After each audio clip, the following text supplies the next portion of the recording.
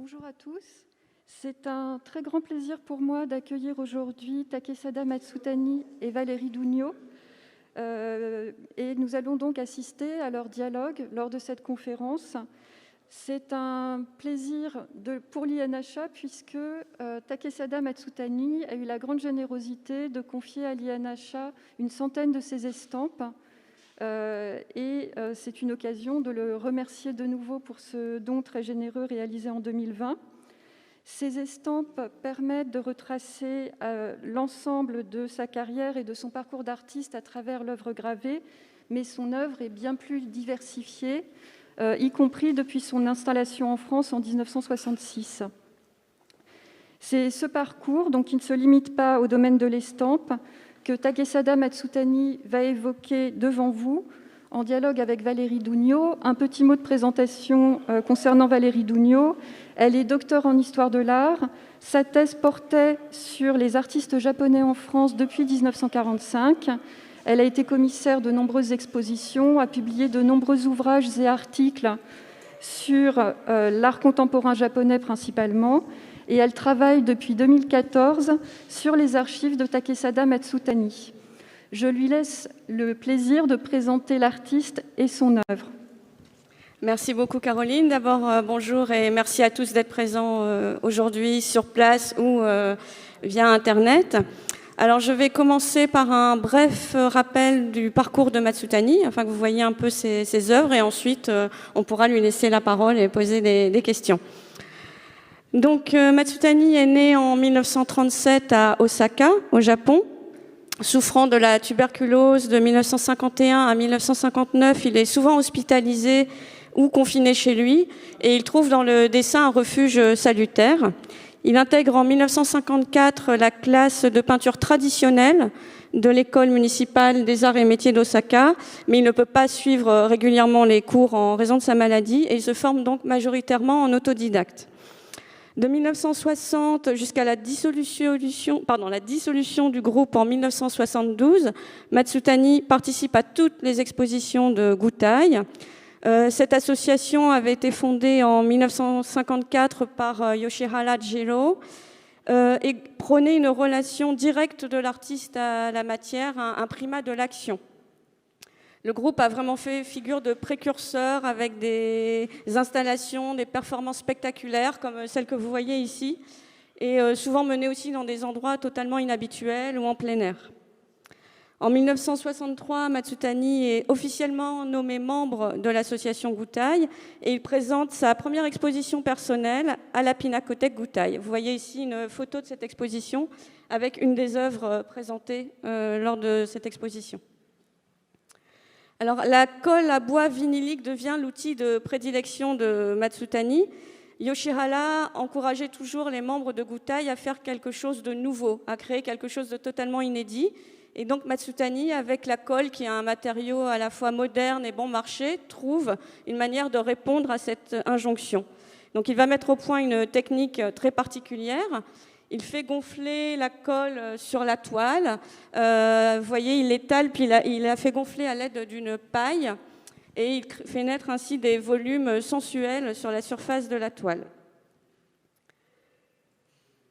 En 1966, grâce aux deux œuvres que vous voyez ici, Matsutani gagne le premier prix du concours du journal Mainichi, organisé avec l'Institut franco-japonais de Kyoto. Et il reçoit ainsi une bourse du gouvernement français pour un séjour de 6 mois en France. Il arrive en France en novembre 1966. Il va prolonger ce séjour et en 1969, il s'installe définitivement à Paris. En 1967, il va intégrer l'atelier 17, dirigé par Stanley William Hayter. Donc Matsutani va temporairement délaisser la peinture au profit des techniques de gravure qui sont totalement nouvelles pour lui et qu'il va maîtriser très rapidement, l'aquatinte et le burin en particulier. Alors jusqu'à présent, il était assez isolé à Paris et là, il va vraiment être plongé dans un microcosme artistique. Vous voyez ici une photo de groupe avec au centre Matsutani et Kate Van Houten, artiste américaine, qui va devenir son épouse. En voilà la quatrième au deuxième rang. Alors, les premières gravures de Matsutani, comme vous voyez ici, reprennent les formes de ses débuts, ces formes organiques qui lui ont été inspirées en observant des cellules dans un microscope. Mais il va ici les associer avec une nouvelle approche de la perspective. Jusqu'à présent, son approche était plutôt intuitive. Et là, sous l'influence de Hayter notamment et de sa découverte de l'Occident, il va aller vers une perspective plus construite et plus linéaire. Et c'est une manière aussi d'essayer de représenter les volumes, les 3 dimensions de ces volumes à la colle dans la surface plane de la gravure, du papier. Alors on sent à partir de 1967 une influence du hard edge américain et surtout de Ellsworth Kelly dans les œuvres de Matsutani, notamment dans ses premières peintures, alors d'abord des petits formats, puisqu'il n'a pas forcément la place pour travailler à Paris, et ensuite dans des formats plus imposants, comme ici. Là, on arrive vraiment, on sent très fortement ici l'influence du hard edge avec ces formes, les toiles découpées, ce qu'on appelle les shaped canvases, où la forme de la toile suit la forme peinte. Et cette influence va persister même lorsque Matsutani va réintroduire la colle dans ses travaux parisiens, comme ceux qu'il va présenter ici lors de sa première exposition personnelle en France à la galerie Zunini en 1968.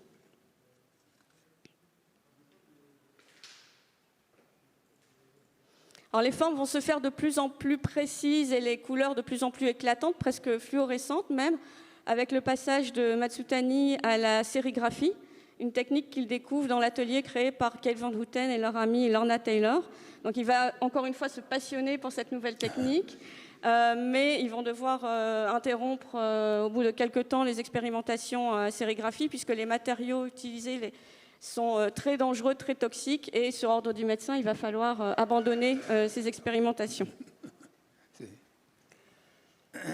Alors, les derniers travaux en sérigraphie de Matsutani à cette époque montrent un travail à partir de photographies d'œuvres anciennes. Donc, encore une fois, une manière pour Matsutani de présenter les volumes, les 3 dimensions de ces volumes à la colle sur la surface plane du papier ou de la toile. Alors, comme beaucoup d'autres artistes étrangers, lorsqu'ils s'installent dans un autre pays, Matsutani va reconsidérer sa culture natale. Il va lire beaucoup de livres liés à la culture japonaise, à l'esthétique, des livres sur le bouddhisme aussi. Il va se passionner en particulier pour l'éloge de l'ombre de Tanizaki. Et ces lectures vont encourager son retour, un passage au noir, comme dans les œuvres que vous voyez ici. Matsutani va revenir aux fondamentaux de l'artiste, que sont le papier et le crayon graphite. Il va commencer sur des formats de petites dimensions en 1973, et ces formats vont devenir de plus en plus imposants pour arriver à des rouleaux, comme celui que vous voyez ici, ce qu'on appelle les streams, donc des rouleaux de grand format entièrement crayonnés au graphite, et dont Matsutani clôture l'œuvre sur place, in situ, avec un écoulement de térébenthine. Donc là, vraiment, le geste se fait action, on est encore dans l'esprit de Gutaï. Donc Matsutani entre là dans une nouvelle période de sa carrière qui l'occupe encore aujourd'hui. C'est vraiment l'époque des grandes installations majestueuses avec cette présence des grands rouleaux au graphite et toujours fini par une action spontanée. Donc là, vous voyez l'installation qui avait été présentée à la Biennale de Venise en 2017. Et ici, le stream qui a été créé spécialement pour l'exposition de 2019 au Centre Pompidou, Stream Pompidou. Alors, je vous montre une autre vue de la même exposition et qui montre depuis quelques années un retour éclatant de la couleur dans le travail de Matsutani. Vraiment une couleur très, très vive et on est très loin donc du noir. Matsutani semble en une espèce d'équilibre permanent entre la couleur très présente et le noir. Donc, moi, je voudrais lui poser d'abord cette question. Pourquoi ce retour à la couleur depuis quelques années, très vivace, et comment est-ce qu'il parvient à cet équilibre? Qu'est-ce qu'il trouve dans cet équilibre entre, d'un côté, la couleur vive, qui est très présente au fil de sa carrière, et le noir, puisqu'on dit toujours que Matsutani est un artiste du noir, mais vous venez de voir, comme moi, que la couleur est toujours très présente aussi. Bonjour, je m'appelle Matsutani. Écoute. Non, je travaille beaucoup de couleurs, mais une époque. Une époque. Je suis tellement intéressé de mines de plomb, spécialement Chibé. D'abord, j'ai choisi de papier et un crayon. J'ai fait des interrogations moi-même. Si Matsutani, ici, la feuille de papier, crayon, qu'est-ce que vous faites? Moi, je ne suis pas écrit un poème, ni roman. J'ai dessiné, noir, par ligne, comme pour arriver, comment ça s'appelle, trace de bête.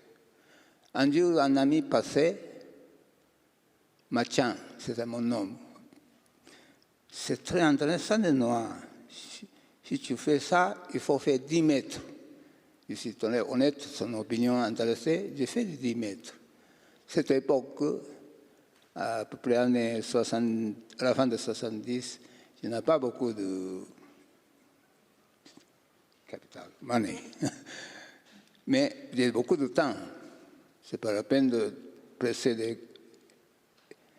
des tableaux tous les jours. Il faut, comme la journal de journal intime, quotidien. Diary en anglais. Un journal intime. Tous les jours, une ligne par une ligne, ça vient de 10 mètres à la fin. 10 mètres de canson lourd. À la fin, c'est ma vie. Et puis j'ai accroché les 10 mètres. À la fin de 10 mètres, j'ai versé des télépontines. Et puis, faute de crayon. Ce qui coule, dilué, le crayon coule sur le mur, sur la terre. Ça, c'est définitif. À la fin de ma vie, ça, c'est l'autre, c'est mon image à l'avenir. C'est ça que je continue. Ce n'est pas seulement noir et blanc de mine de plomb. J'ai travaillé noir et blanc avant couleur, mais c'était concentration d'années, quelques années, j'ai fait ça. C'est ça que continue jusqu'à presque maintenant. Mais Pompidou Centre m'a invité pour faire quelque chose. Je me souviens, notre groupe dit Matsutani, on était très jeune époque, il faut faire nouveau, jamais copier quelque chose de nouveau, create. C'est ça que j'ai pensé. Crayon, c'était déjà assez, pas assez, mais on a continué, ça laissait un peu ici. Et puis j'ai choisi comme tant d'autres de couleurs verte, jaune, bleu, c'est avec des couleurs bois. Ça, c'est beaucoup. C'est ça que c'est pas seulement noir, mais il faut l'imagination, besoin de beaucoup de temps pour montrer. Ça, c'est l'opinion. Et en t'écoutant parler, c'est vrai que le rapport au temps est très important aussi dans ton travail. Oui, temps, j'ai dit à marquer le temps, time, accueillir. L'accumulation du temps. Je ne sais pas, on fait ça, mais ça c'est moi aussi l'imagination. Parce que dans la gravure ou le dessin, tu es sur un travail avec un délai au niveau de la création pour voir le résultat. Avec le graphite, on est plus dans l'immédiat et c'est l'accumulation du geste immédiat qui va créer l'œuvre. Tu dis que les streams sont comme des rivières qui coulent sans arrêt. Aussi, un peu j'utilise le crayon aussi. Nous sommes encore, on est avancé scientifique, science, etc. On est très avancé dans le modernisme, mais toujours humain. On est 5, comment on dit? Des yeux. C'est ça que j'ai dessiné aussi. Je respecte le humain. Oui, on sent toujours la dimension humaine dans le travail. Le colle à bois aussi, c'est très simple comme le colle. Le colle, c'est la colle de vinyle avec de l'eau qui mélange.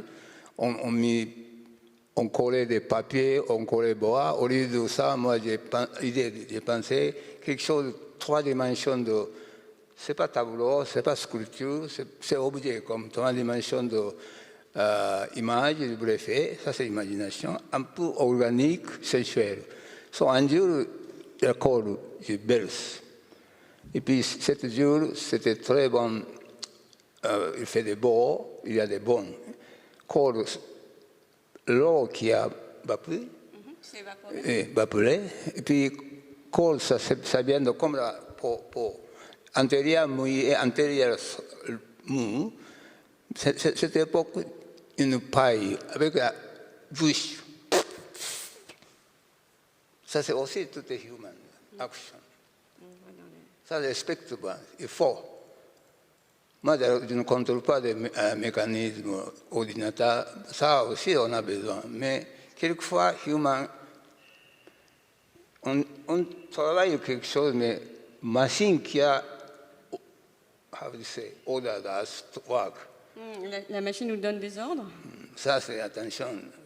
Cette époque. Hein? Voilà. Alors, pour revenir justement plus loin dans ta carrière, tu es venu en France grâce à une bourse gagnée lors d'un concours, mais est-ce que tu avais déjà pensé partir à l'étranger? Qu'est-ce que tu espérais trouver en France par rapport au Japon? En l'année 66, au Japon, c'était encore avant de développer l'économie. C'est juste commencé à économiquement, toute la situation monte. Ma famille et moi, ce n'était pas riche. Je ne peux pas aller ailleurs, à l'étranger, etc. À cause de bourse, j'ai gagné des prix, c'est ça que je suis venu. Sinon, je n'ai pas pu sortir. J'étais toujours un rêve.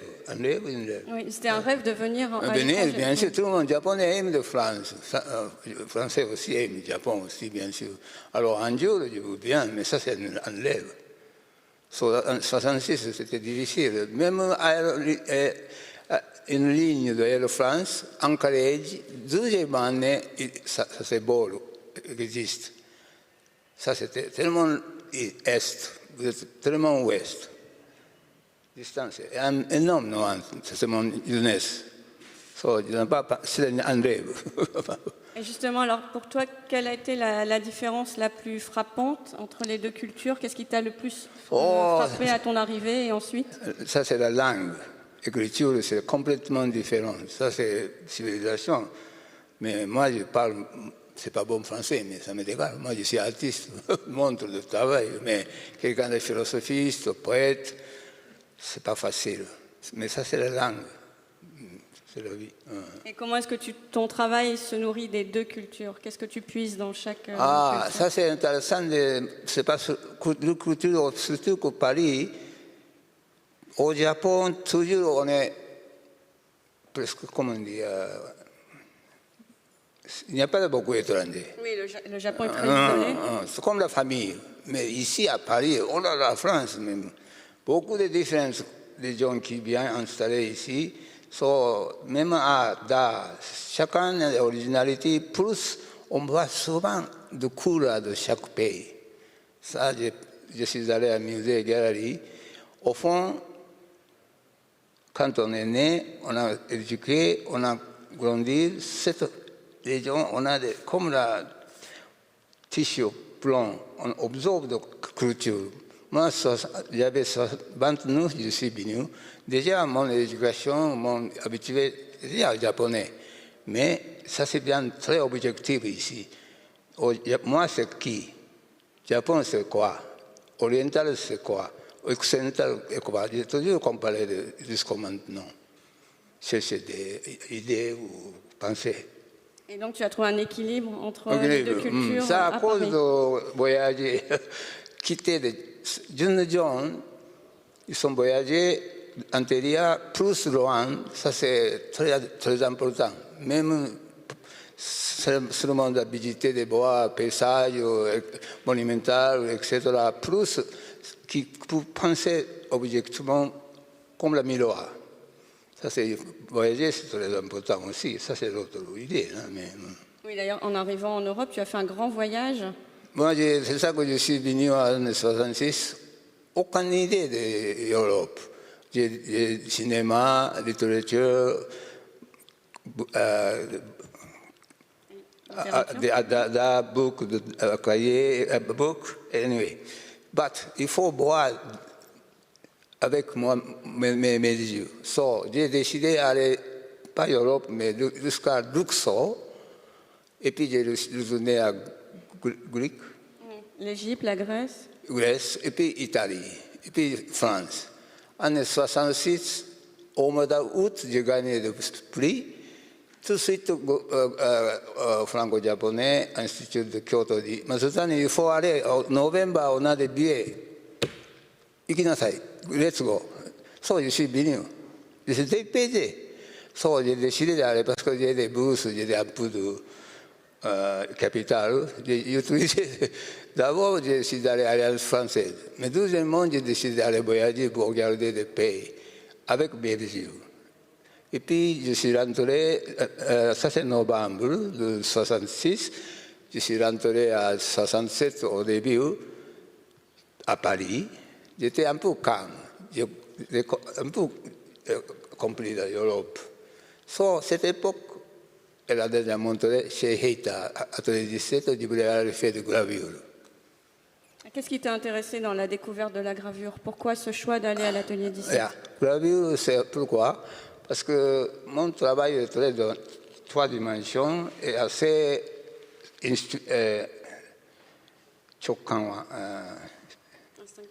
non, intuition. So, j'ai toujours pensé à mon image, je voulais faire 2 dimensions comme gravure. Et aussi, je ne savais pas, ou je ne connais pas de gravure. Stanley William Heita, Atelier 17, c'était un très bon atelier. Il a invité des artistes, histoire avant déjà, Picasso, Miro, Giacometti, tout le monde travaille avec cet atelier 17, Stanley William Heita. Cet atelier, déjà en 1923, ils ont commencé à Paris. So, atelier 17, sagédiste, même monsieur Stanley William Heita est vivant. Il y avait presque, comme mon âge, un peu plus jeune, mais il était là. So, je suis allé tout de suite à l'atelier 17, demander, montrer le dossier. Tout de suite, il a dit, OK, on travaille ensemble. C'est ça que j'ai commencé. Parce que l'atelier gravure, bonne image de 3 dimensions, je voulais faire 2 dimensions. 2 plats, avec des images organiques, sensuelles, un peu biologiques, comme vous avez vu de photos d'écran. C'est ça que j'ai commencé. C'est la flat. Oui, là, tu passais des 3 dimensions vraiment de la colle à un travail totalement plat, très différent de ce que tu faisais au Japon. Comment? Là, tu es passé vraiment au travail à plat, alors qu'au Japon, il y avait la dimension de la colle, les 3 dimensions de la colle. Donc, on passe des 3 dimensions aux 2 dimensions dans ce travail. 2 dimensions, c'est la gravure, le papier. 3 dimensions, c'est une gravure.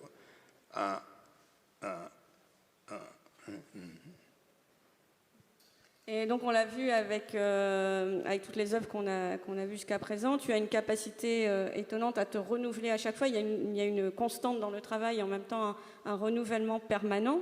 Et encore à l'atelier, dernièrement, on a vu des choses tout à fait nouvelles et étonnantes. Donc, comment vois-tu encore l'évolution de ton travail? Qu'est-ce qui te pousse actuellement dans les nouvelles évolutions de ton travail?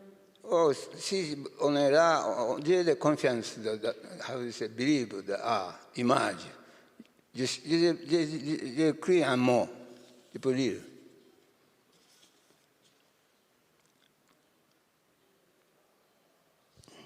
Je cherche une image. J'attrape.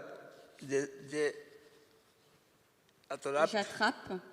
Mais elle me échappe. Encore, je le chasse. C'est définitif. Pom. So, si je suis là, toujours je cherche de nouveau.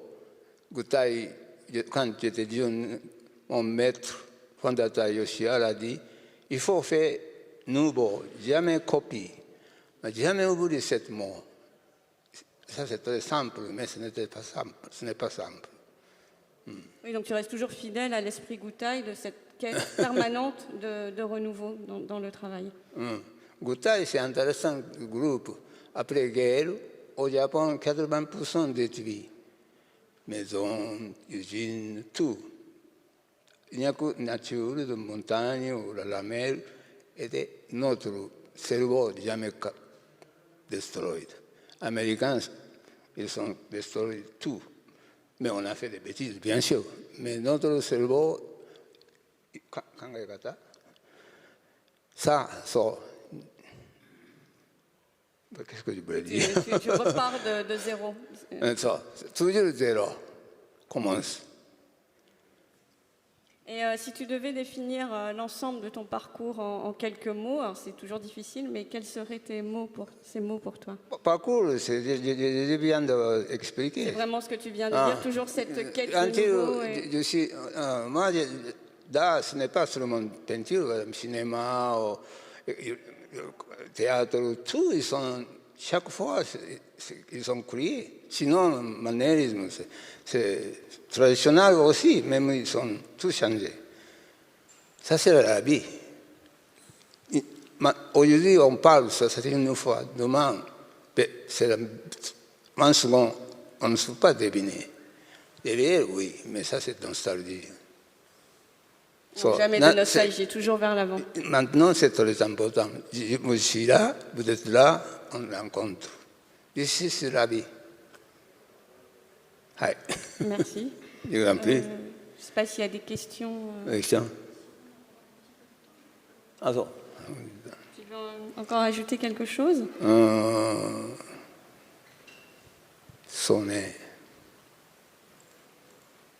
Je pense que ce serait bien qu'on reparle aussi un peu justement des grandes installations de ces dernières années, où on arrive vraiment à une dimension monumentale de ce travail que tu as démarré juste sur une feuille de papier avec un crayon. Donc au départ, un travail sur des formats très modestes et qui arrive maintenant à des dimensions tout à fait spectaculaires et en même temps très posées et austères, et toujours avec cette action qui fait que l'œuvre est différentes à chaque fois, même si Matustani réutilise des éléments d'installation et les représente ailleurs, ce sera toujours différent parce que ça s'adapte aussi à l'environnement, ça discute avec l'environnement et parce qu'il y a cette performance souvent très brève qui va finaliser l'œuvre.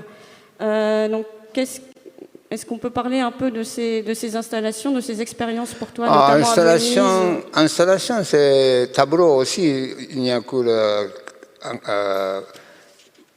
rectangulaire espace, il y a des images, ça c'est limite. Mais l'image est très créée, intéressante, on ne pense pas des cadres de toile. Mais installation, ici par exemple, traditionnel et très beau, mais ici quelque chose de fait, c'est très difficile à installer quelque chose. Mais il faut espace, il faut changer nouveau beauté. C'est une installation. Ce n'est pas simple à la fin. Ce n'est pas des sculptures. Ce n'est pas des sculptures. Installation.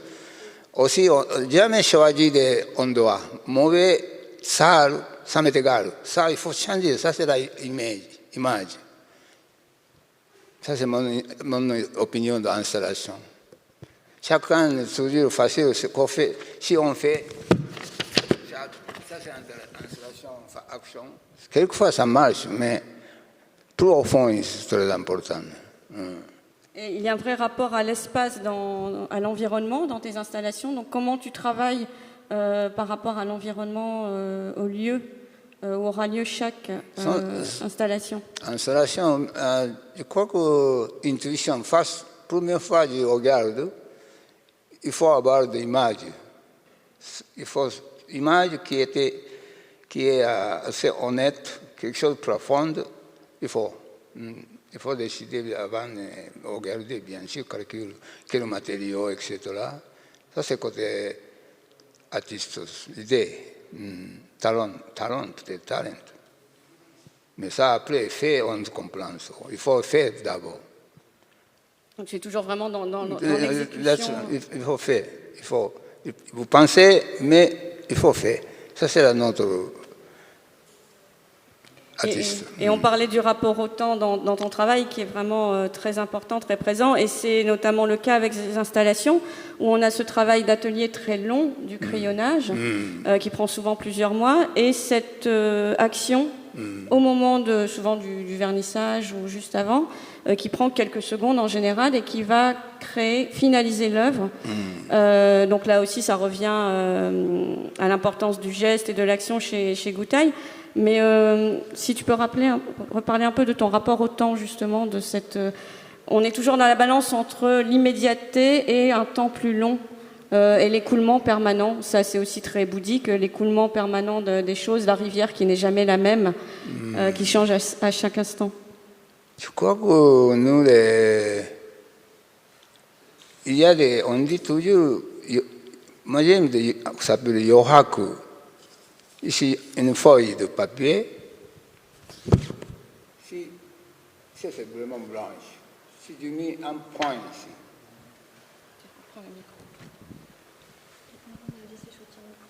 Un point ici. L'autre, on appelle yohaku. Empty white, vide white. C'est pas ça. Point est très important, mais empty, vide est aussi très important. Il y a des points, ça existe, yohaku. Yohaku, ça existe à cause de points. Ça, c'est mon idée. Ça, c'est une vision qui vient de l'esthétique japonaise, très, très importante en Orient. Oui, moi, je ne suis pas religieux, mais façon de discipline, etc., ça, c'est comme le bouddhisme, c'est pas bouddhisme, zen, ça très proche. Oui, cette notion du vide et du plein est très différente au Japon de ce qu'elle est justement en Europe ou en Occident, dans l'art occidental. Donc cette notion de hyohaku est très importante pour toi. Oui, ça, quand on était petit, déjà, on a pris, c'est pas l'éducation, on est habitué aussi. Oui, parce que tu dis souvent, tu as retrouvé le noir grâce à la gravure chez Heiter, la puissance du noir, et ça t'a rappelé aussi l'apprentissage de la calligraphie à l'école, de l'écriture. Quand on était petit à l'école, on a étudié ou exprimé de calligraphie.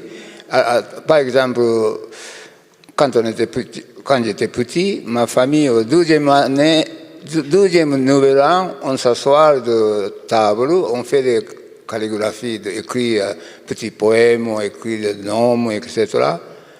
Ça, c'est la kakizome. Première année, on a écrit. J'ai oublié comment expliquer, mais on a fait à la famille aussi. C'est habitué comme. Oui, c'est vraiment ancré dans la culture ça, japonaise. Oui, ça, cette noix, toujours dans ma tête, existe. Et tu penses toujours très fortement ce rapport du vide et du noir et de l'espace blanc. C'est toujours très présent dans ton travail. On a créé mine de plan choisi aussi au fond peut-être cette expérience, comment on dit, liée à ma tête. À tes origines, oui. Mais maintenant aussi je fais des noirs, comme pas noirs mais gris noirs. Mais quelquefois je travaille avec la couleur aussi, je n'ai pas décidé, mais quelquefois concentrer une chose, ça j'ai besoin de couleur, j'ai fait. Il faut être original, plus. Et est-ce que, quand tu démarres une œuvre, est-ce que tu sais d'emblée quelle va être la part du noir? Souvent, tu dis que tu réfléchis, est-ce que tu vas mettre plus de noir ou tu pars vers la couleur? Il y a une part de réflexion et il y a aussi une part de spontané, toujours, dans ce que tu fais. Oui, mais aussi le noir. Ici, c'est très clair. Il y a l'ombre. Ça, c'est aussi le noir. C'est noir, c'est pas seulement noir. Il y a quelques nuances antérieures. Oui, d'ailleurs, là, en fait, ce sont des strates de noir. On voit le travail du crayon et ça crée aussi un travail très important de l'ombre. Aussi des crayons à la main, par ligne, mais encre de signe comme bloss, comme tachisme, quelque chose arrive. Ça, c'est aussi des noirs. Ça, c'est toujours body. Action. On aime l'action aussi, Gutai. Monsieur de notre groupe, Monsieur Shiraga, il a traditionnellement une peinture japonaise, il a fait, mais Andrew, il peignait avec pied, avec des codes. Ça tient code, il jette de peinture huile, il a sauté de toile. Ça, c'est au fond, c'est la calligraphie, mais lui, Papa, il pense beaucoup de calligraphie, mais c'est trop, ce n'est pas assez fausse. Tout coup bouge, c'est plus fort. C'est ça qu'il a fait. Penser comme ça, mais il faut faire. C'est ça que... Oui, il y a toujours une part de hasard dans ton travail, il y a ce primat de l'action et en même temps c'est maîtrisé. Tu maîtrises parfaitement aussi les mouvements de la colle, même s'il y a toujours une part de surprise. On est toujours en équilibre entre la maîtrise du geste et le geste spontané. C'est ça que moi, après à Paris, fondamentalement, j'ai trouvé, moi j'aime sensuel, un peu organique, image, ça j'ai trouvé de moi-même. C'est ça que collabore aussi, il faut utiliser. Collabore, c'est assez mou comme vinilique, et très sensuel, comme la femme ici, ou fa, ou ces choses. Ça, j'aime l'image. C'est action, mais ce n'est pas action, c'est délicat. Il faut avoir des images, ça c'est sûr. C'est ça que j'ai dit à l'image, toujours. Je trappe l'image, toujours l'image trappe, échappe. Si je ne suis pas là, peut-être l'image ne s'existe pas. Si vous n'êtes pas là, l'image ne s'existe pas. L'image est toujours là. Ce qui a trappé, chacun différence. Quelqu'un n'a pas trappé. Ça aussi humain. Moi, trappé. Moi, désir. Quelque chose de beauté, quelque chose. Beauté, c'est quoi? C'est ça que je fais. Vous comprenez? Merci. Donc, je ne sais pas s'il y a des questions. Est-ce qu'il y a des questions dans la salle? Je vais m'approcher avec un micro. Si, Ah, question.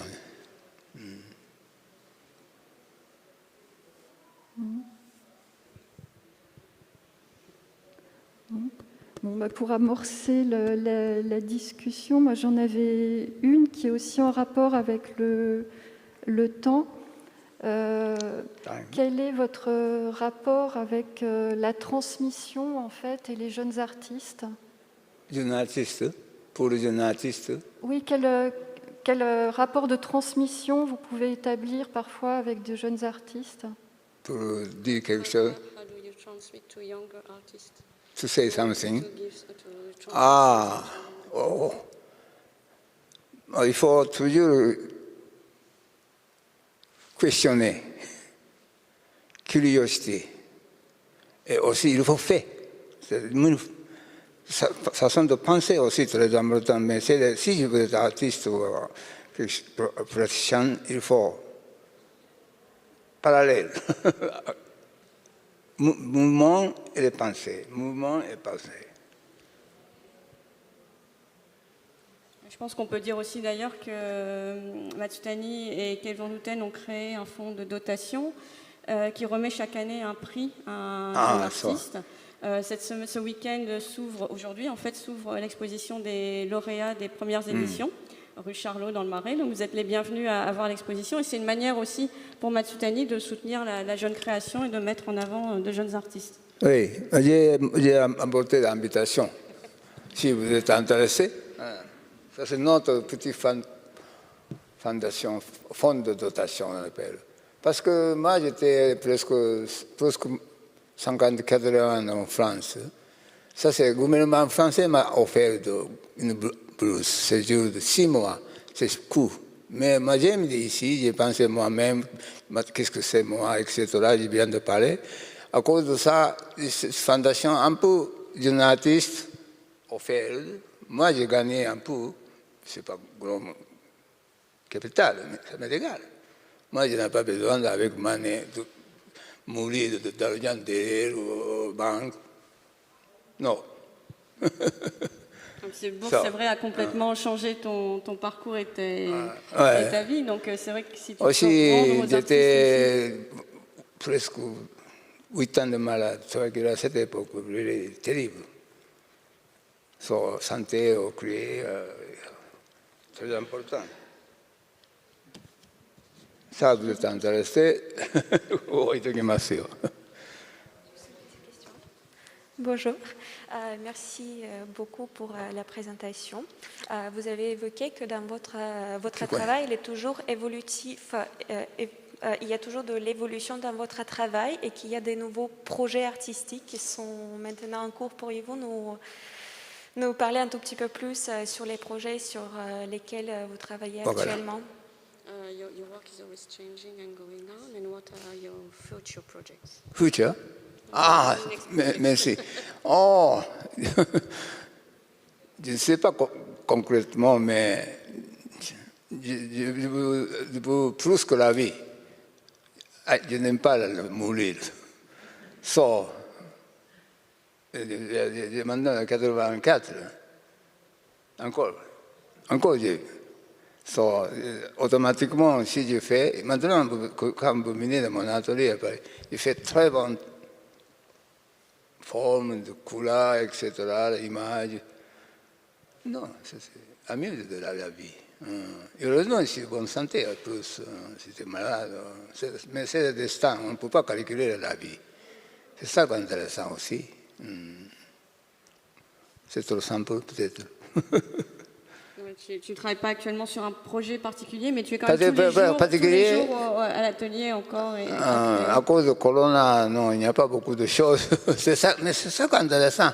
J'ai pensé à même Corona ou No Money, beauté, il est là.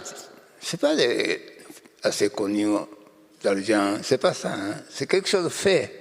Ça, c'est vraiment très important. Corona, j'ai pensé ça beaucoup. Ça, aussi, beaucoup d'amis. Qu'est-ce qu'il fait quelque chose. Et aussi, on voit dans ta pratique quotidienne, il y a les grands travaux qui prennent souvent plusieurs semaines ou mois. Et à côté de ça, il y a une petite création, pas petite par la qualité, mais de petits formats, aussi des choses plus ludiques avec des objets trouvés. Tu as toujours ces deux parties dans ton travail, une partie vraiment sur des grands formats imposants et une autre chose plus expérimentale au quotidien. La création, il n'y a pas de frontières. Bien sûr, on est quelque chose de vraiment sale ou mauvais, moi aussi, vous aussi, on sent.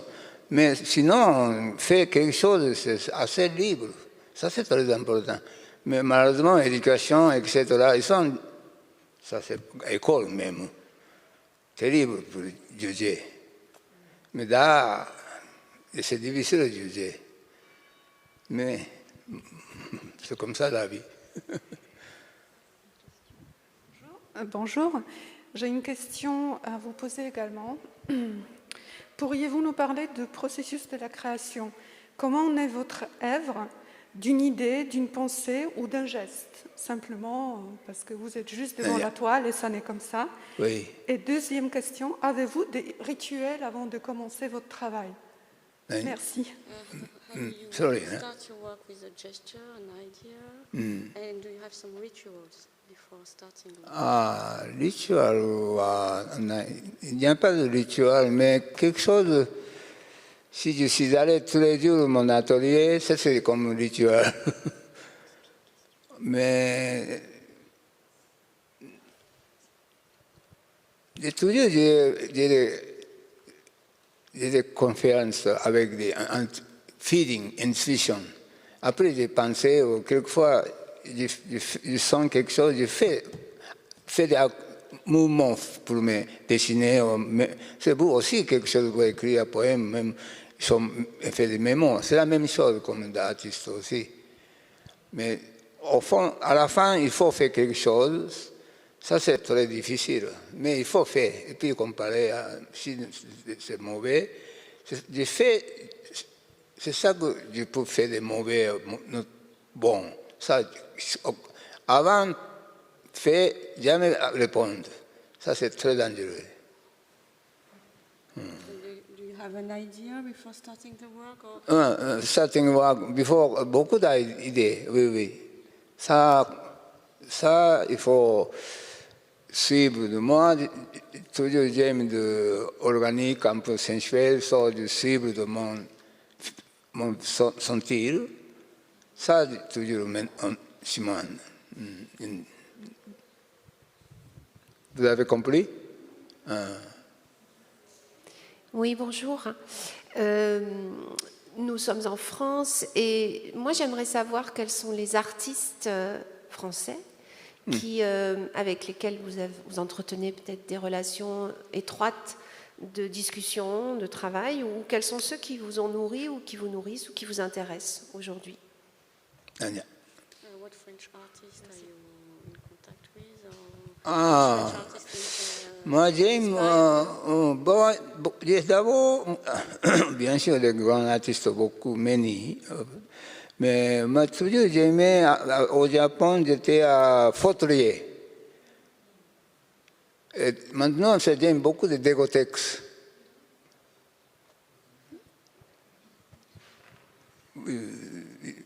Ils sont de très bons artistes, mais ce que personnellement j'aime. Très bien. Je vais remercier très chaleureusement nos deux intervenants et vous remercier pour votre attention lors de cette première conférence aujourd'hui au Château de Fontainebleau dans le cadre du Festival d'Histoire de l'Art organisé par l'Institut national d'Histoire de l'Art. Merci à tous. Bon après-midi. Merci beaucoup.